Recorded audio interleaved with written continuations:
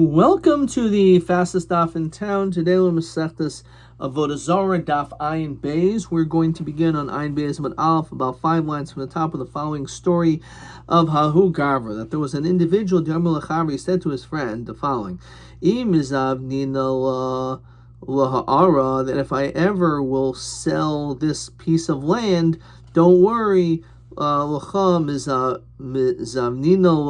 sell it to you. You'll have first dibs. There's no kinyan made, apparently. Also, then he went later on and zav the inashakri, he sold to someone else. And Rav Yosef Kanakama, the person that he made this promise with, he's the one that has the rights to it. Even though, again, there was no kinyan, there was no designation of price or anything here at all, nonetheless, it still goes to the first person. So this, the Gemara says, this is very difficult to understand, that should be the psak, because I'm going to buy a hulu pasak. You never designated a specific price for this land. It says Rashi Rishon Domim V'lo Samcha Daiti Kinyan. Therefore, since there was no money is discussed, so therefore he didn't really wasn't semich das that this was going to take place. Because maybe he's just going to charge me an exorbitant amount of money. So it's hard to understand, how is it possible that we should give it to the first person. But no tamer the whole heichadoli pasako kana. And in fact, I can show you that any time that there was not a designated amount of money that was set aside, that this is what's going to be for this transaction, it's not a kinyan, none. As we learned, a person sells wine to an akum, pasakad shli madad. Let's say that you already calculated that this is how much you're going to be paying me. So in that situation, dama mutarin, because in that situation that the designation of how much was going to be paid, therefore the akum was already samach dasi who's going to end up giving it, and therefore it's like it was his, and therefore it was his wine, and therefore the wine, the money is mutter. However, madad anshlo pasak, let's say it was already measured, which means that there was a kinyan that took place, because measuring, as we said before, is equivalent to Mashicha. So the Akam did a kinyan, and therefore he did a kinyan on something which is really not his yet. It's still like he did something, like he touched everything, even though he wasn't Samech Das. So therefore, the wine still belongs to the Yid, and therefore the wine belongs to the Jew, and then the Akam touches it, so it becomes Yain Nesach, and that's why Dam Asurin, subsequently, when you sell it to him, those monies are Asur, because you're getting Hana from Yain Nesach. So again, the wine becomes Yain Nesach in the hands of the Jew, before the Akam was Kainit, since it wasn't a set price, so the Akam is not Samech Das to be Kainit. So my Havi Allah, my Havala Kidikamrinan. We already explained everything. So therefore, it's pretty clear that in fact it should not have been given. The first person was not coined it. Now the Gemara says no, that's not necessarily right, because Dilma Chumra the Yain Nesach shiny. In this situation, maybe when it comes to Yain Nesach, we're more strict. We say that as long as this person made this calculation, so then we say that it's a kinyan, and therefore it's going to be aser. Says Rashi, Dilma mahachal pashtinan lekinyan de alma. Here you can't write out in a normal situation. Shani dachmir rabbanan lememor, that the rabbanan are more strict when in the case to say do kanya mashicha blo pisuk, even though he did mashicha, but since there was no pisuk, so therefore maybe it's not a kinyan, in order therefore for it to still belong to the Jew, and therefore afterwards the money is usher. But maybe that's only then. But maybe otherwise it is a kinyan, even when we're not pasak. So therefore again there's no right. Tashma Yomi Rav Idi Boravin Uvdahavi Be Rav Chista. There was a story with him, Rav Chista Be Rav Huna, Upashdi Mahadit Nan, and he answered what to do based on the following Mishnah.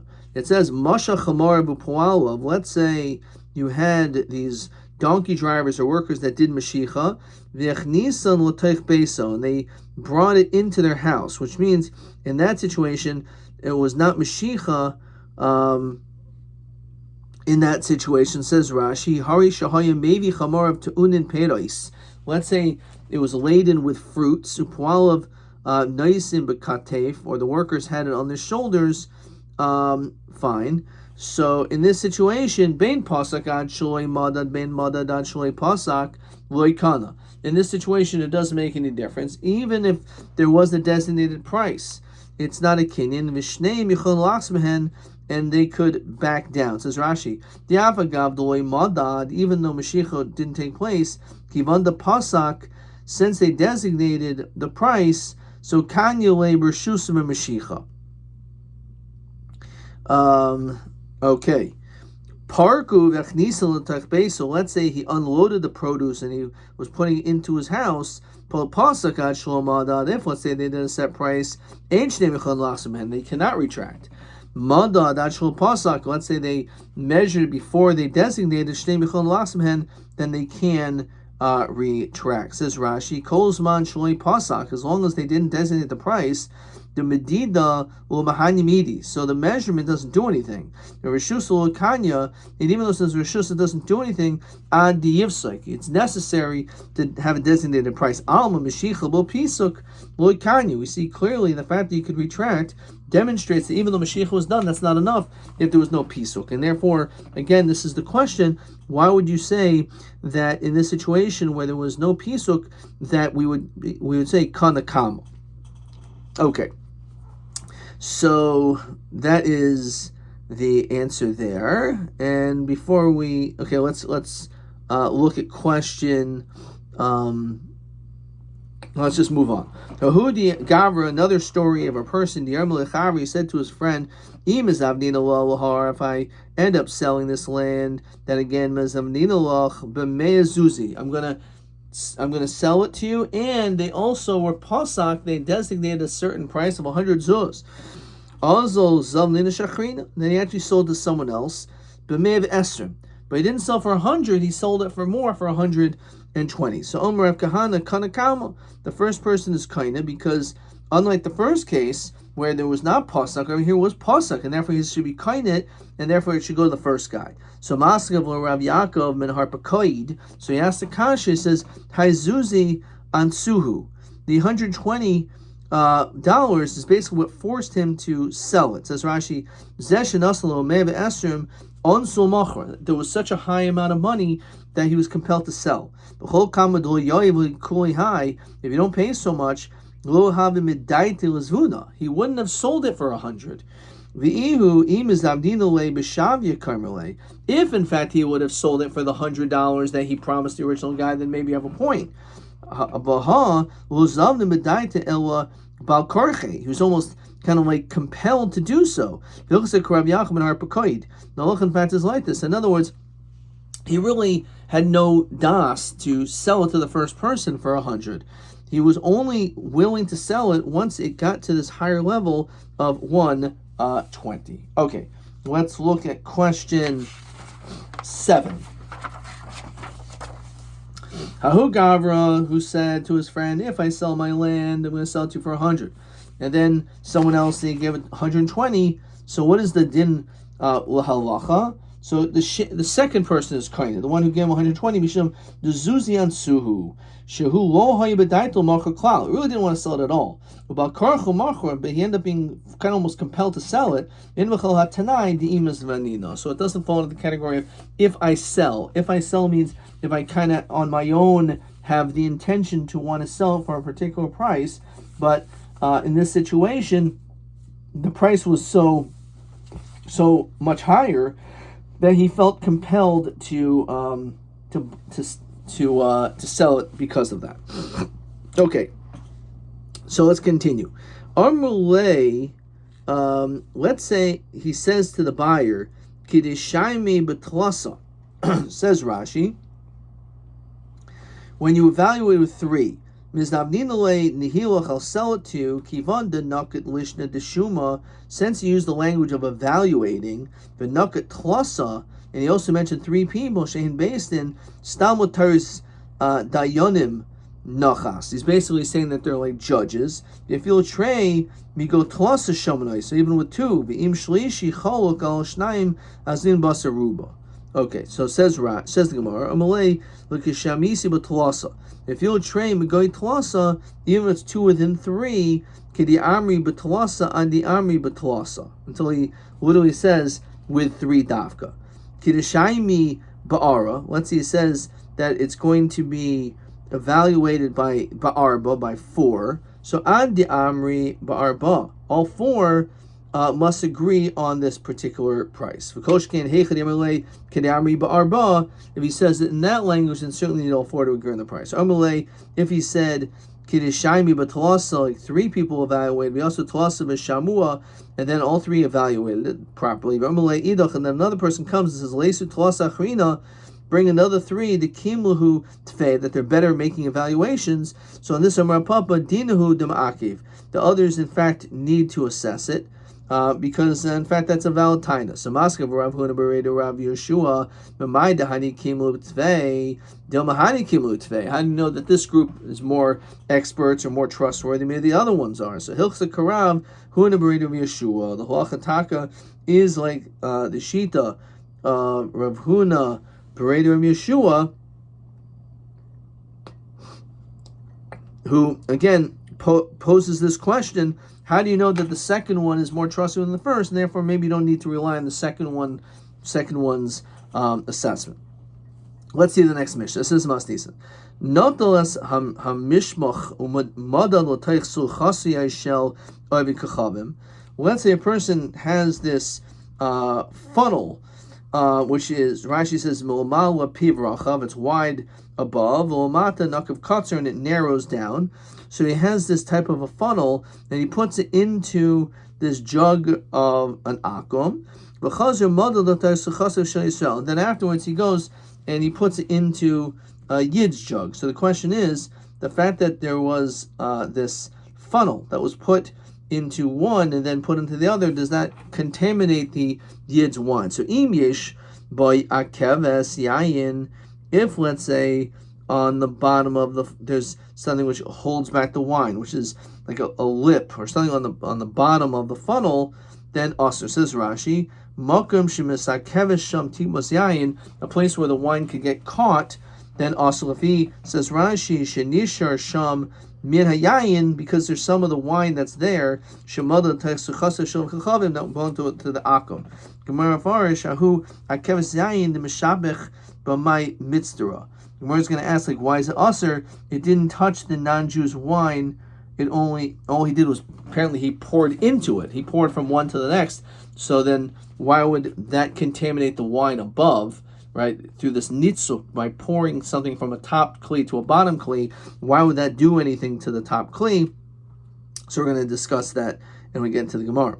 Okay, and then the Mishnah says, Hamara mikli el klis, a non-Jew pours wine from one kli to the next, as shiareha mimenu mutter, that which is the remainder of it is mutter, v'shiareha l'taycho aser, but the kli that they're pouring into it, that is aser. So why is it aser? Rashi says aser mishum koichai, because he's using his koich. Now Tanan Hasam, so we learned over there that it says like this: hanitzuk, when you have a pipe that is flowing, it says Rashi, kaluach tzinor, which is like this type of pipe that's going from the top to the bottom, usually like some type of a gutter, like from a roof, or for that matter, katfaros, which is this water that's just coming from the top to the bottom. Rashi's derech midrain, as like an angle or the slope, or umashka taifech, or let's say you have moisture, says, which if you touch it, it causes moisture. Says Rashi, it can't dampen. It can't be so damp that it can dampen something else, right? To make it capable of being damp. So in that situation, enuchibor lulatum of lulatahara. So we don't say that one thing is going to cause the other thing below it to make the top one tame. Says Rashi, im mashkin telushim hein. If let's say again these liquids are detached, all you're doing is pouring liquid going from one to the next. The nugget tabi betachtoin, and a tummy person touched the bottom kli, ha'elyoin tahar. The top one is tahar. The tummy person did not touch the top one. All you had was nitzuk. You had liquid going from the top to the bottom. So therefore, that which is on the top remains tahar. B'chein says Rashi Indian mashka tafeach.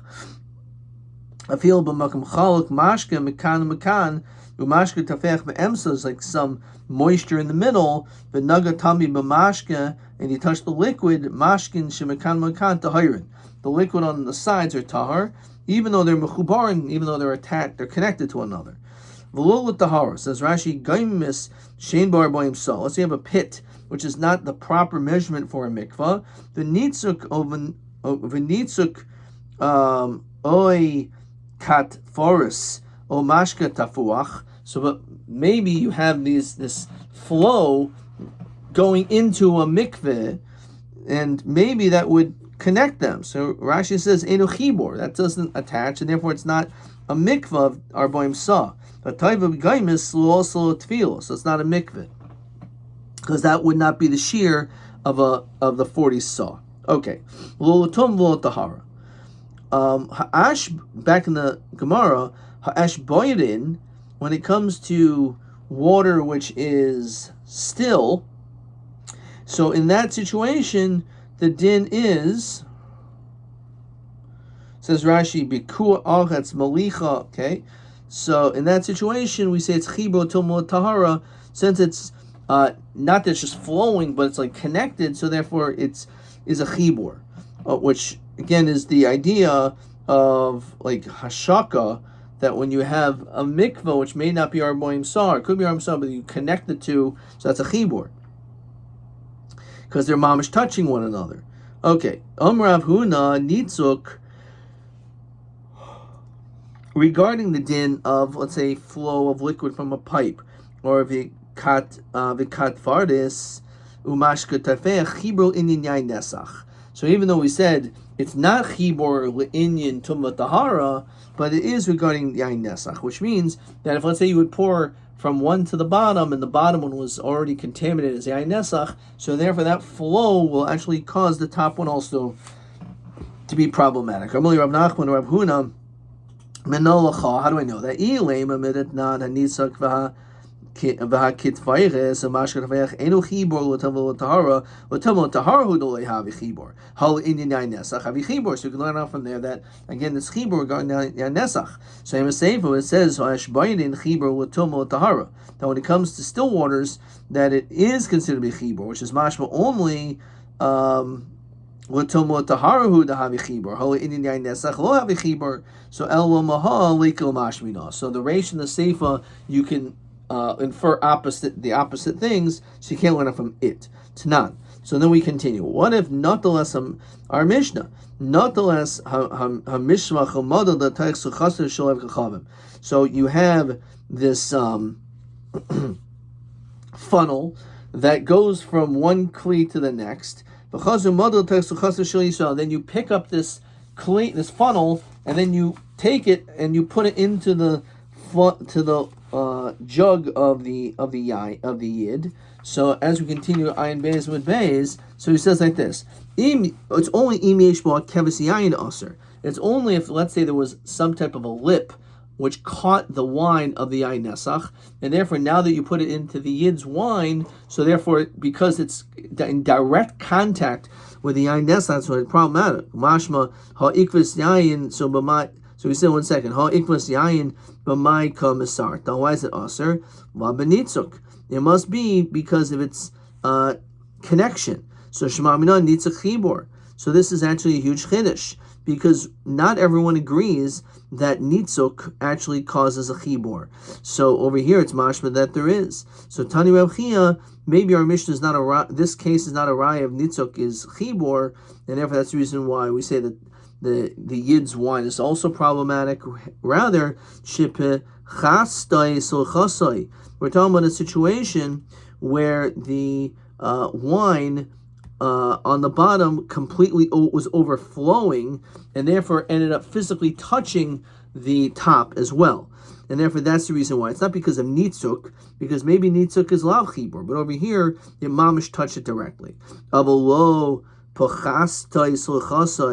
let's say you tell me, we're not talking about a case where the wine backs up into the funnel, and that's the case, so then low. So tivshu the nitzuk eno chibur. So then we can learn out that nitzuk does not work. That's only considered to be a chibur only because it's touching. Mashma, if it's not, then it wouldn't work. It would be a right nitzuk as lav chibur. Lo chastoi sulchosai. No, so we're saying that it was not. So tishloch the aser nitzuk tiboy. So and that again, it's questionable exactly how to read it. Tashma. Hamara, all right, let's slow down and let's look at question 8, and then a whole bunch of other questions. Question 8. So you took this funnel and you started measuring or putting into the akam's kli. So it mieshlo bo keves yayin aser. So ma aser keves yayin. Why would that aser it? So either the nitzach chibur miyayin, there's a connection through the pouring, or it's talking about again where the kli was high up and it mamish touched the other wine, which is also question TA 24.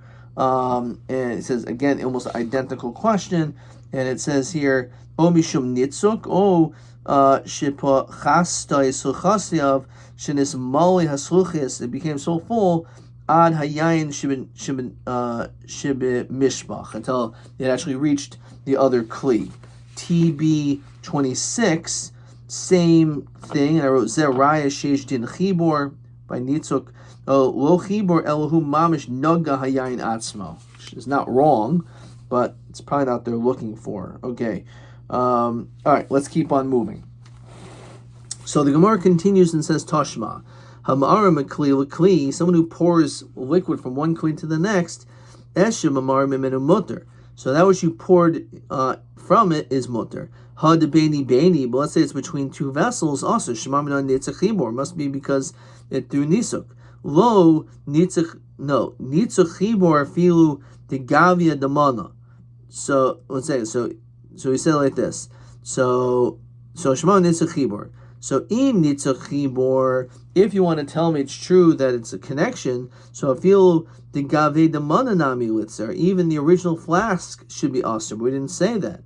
So halukasha the ka mekatif kitufi, that we're talking about a situation where it interrupted the flow, and therefore the original flask cannot be aser. We call makam nitzach chibor. Nonetheless, we see from here that nitzach is chibor, and that's the reason why we say it's aser. It says aser only that which is in it. Ha de beni beni shari. However, but the middle vessels are mutter. Someone is pouring from a barrel into a pit. So kiluach hayorid misfas habor lamata aser. So it says that it's aser. So it must be because of nitzach chibor. So Tirgum Rav Sheshes, Ba'ovi Kachavim Hamara. We're talking about the Ovi Kachavim is the one who is pouring it. Yasi Mikaycho, and it came from his own kayach. And since it came from his own kayach, that's the reason why it was problematic. So Ovi Kachavim Hamara, if he was the one that was pouring it, I feel Gavad the Chavisanami Mitzer, then also the inside should also be aser. So the answer is kayach the Ovi Kachavim and Rabbananu. The whole issue is akum pouring it, that's an iser derabanan. The aser ahu the nafik labroi gazber rabbanan. Only that comes out of the barrel will they be geyser. Ahu do gavoy, that which is still inside the vessel, will gazber rabbanan, that they did not geyser. So what remains in the vessel, that akum is pouring, and that is considered to be mutter. Armalahu Rav Chisda lanhanhu saviso. So he said to these wine merchants, Ki kalisu chamro evkachavim, when you pour wine to the akum, so he says, Katvi ketufi, you should stop before it hits the bottom of the barrel. Ina, so that's what Rashi says, Shiasik rosh elyain shal nitza koidim shegi rosh hatachdoin. You should make sure that when you're pouring it, you should be, before it hits the bottom of this barrel, you should already be done pouring it, because he holds nitzuk is chibur. Inami nafsi nefutzi, or you should throw it, the wine. You should basically throw the wine over there. It says Rashi, Yamdu Mirachlik Yizuku Hayayin L'Keil Shel Akum. You can throw the wine into the Akum's kli, so that, as Rashi says, Kihechid Deloy Lahavi Nitzuk, so there's not going to be any flow. So if you just throw the wine, so it's not going to be considered like pouring of Nitzuk, and therefore will be less problematic. So that's what he suggested. That's what you should do. So that's what he said. Inami nafsi nefutzi. So Amaluhu Rava lahanhu shavuchoi. So these people who are these pourers, as Rashi, these are poalim Yisrael, Jewish workers that are accustomed to pour wine from a kli to another kli. So he said, Ki shavchisu cham, when you pour wine, lo lekarba v'kachavim l'sai b'hadayu. You shouldn't have the akum near you to assist you. Dilma mishtalisu, maybe he'll get weak. B'shadisu le aleha, and the akum will take it himself. Because it will come from the kayach of the akum, and that will be aser. Hahu gavidi asik chamra begishta. So he had wine using a suction tube. Ubas gishta.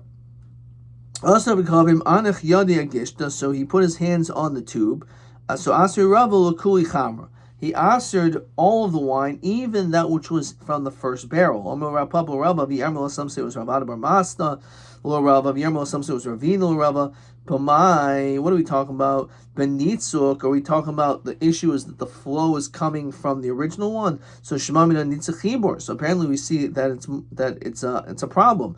So Shani Hosam de Kuli Chamer Agishta Ubas Gishta Garer. It's different when it comes to wine, so it's like you're actually touching the wine itself. Omar Mar Zucher B'Edu Rab Nachman Kanish Kanin Shari. So Rashi says this is a kli rachav, a very wide vessel. V'yeshlo shnei kinyan kinim o shloisha yotzim etzida, and there's like 2 or 3 almost like straws. K'shenoisi yayin b'fiv, when a person drinks wine, mismalin kol hakanim, the entire, it's like the straw gets through suction. There's liquid in the whole straw. A lot of people could drink it at the same time. So we all have straws. So I can't, if I'm drinking a cup, only I could drink it. But if I have this big cup and we all have straws, a lot of people can drink at the same time. So he said that Shari, says Rashi, Shar lishtos b'yisrael b'chachavim b'yachad. A Yid and an Akum can drink this at the same time. Shekolzman shezeh moitzetz ein yain shenogeh b'vi Akum chayzel mata. As long as he keeps sucking, you keep drinking from the straw, so then nothing is coming out. It can only be going up. Now the problem is that what happens after he stops drinking, so then a little bit of that liquid, maybe some of it was even in his mouth, will go back down from the top of the reed to the bottom, and it will now go into the wine, and therefore becomes problematic because the akum touched that wine. So that's what we are referring to in this case. Omar Mar Suchibredu Rav Nachman Kanishkin Shari. You're allowed to drink this wine together with the akum. Immediately, the kadam pasuk Yisrael has to be that the yid has to stop first. Of a kadam pasuk of chavim, once the akum stops, low, because again, once he stops, then the backwash or the liquid from the straw is going to go down, and then it becomes problematic. So again, it's backwash. So the akum can't finish drinking from the straw first, as the wine will go back into the barrel. And then we conclude with the following piece. Rabba bar Avhuna ikula be'reish galusa. So he went to the reish galusa. Sharhu l'mishna b'kanishkinin. So again, he was lenient when it came to using these straws or reeds, drinking together next to an akum. As we continue, I give him an alf. We say that Rabba bar Ravhuna gufe ishte b'kanishkanin, that he himself used a straw with an akum, again, presumably that he was careful that he finished drinking first. Okay, we're going to stop there.